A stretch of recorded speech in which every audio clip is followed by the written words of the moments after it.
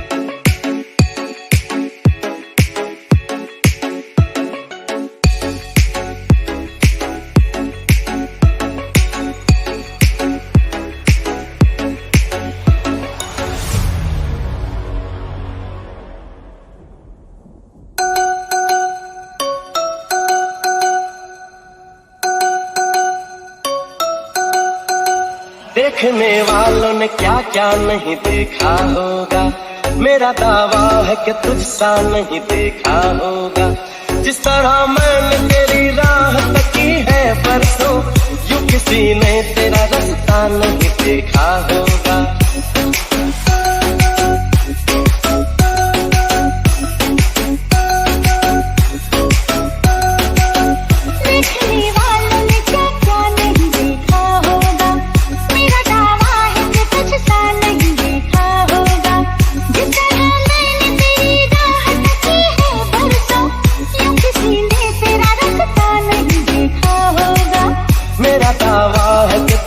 नहीं देखा होगा।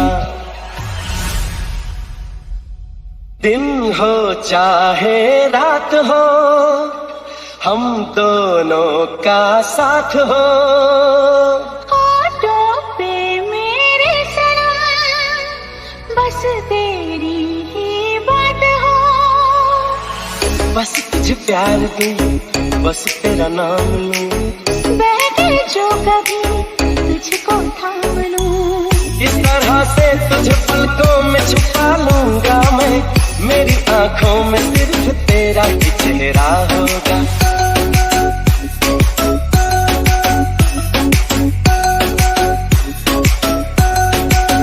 देखने वालों ने क्या क्या नहीं देखा होगा, मेरा दावा है कि तुझसा नहीं देखा होगा। जिस तरह मैंने तेरी राह तकी है बरसों, यूं किसी ने तेरा रास्ता नहीं देखा होगा। मेरा दावा है कि तुझसा नहीं देखा होगा।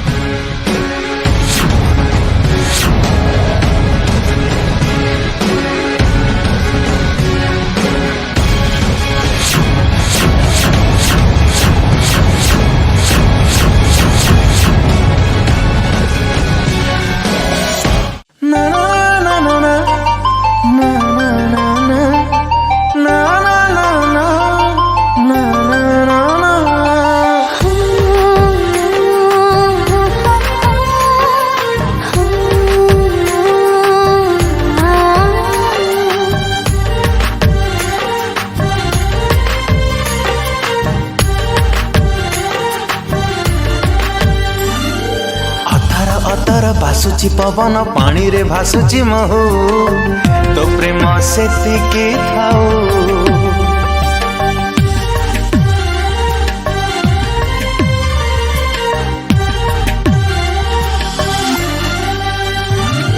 जादू नगरी रे पाद मु देइछि संभारी पारुनी तो प्रेम सेतिकी थाऊ। तू दरिया से पारी झिया मो साधा बाबुआ भूल जाए सब दुख देखि देले तो मोह बिना मते किछि दिसुनी आऊ तो प्रेम सेतिकी थाऊ। हाय रे तो प्रेम सेतिकी थाऊ। तो प्रेम सेतिकी थाऊ। हाय रे तो प्रेम सेतिकी थाऊ।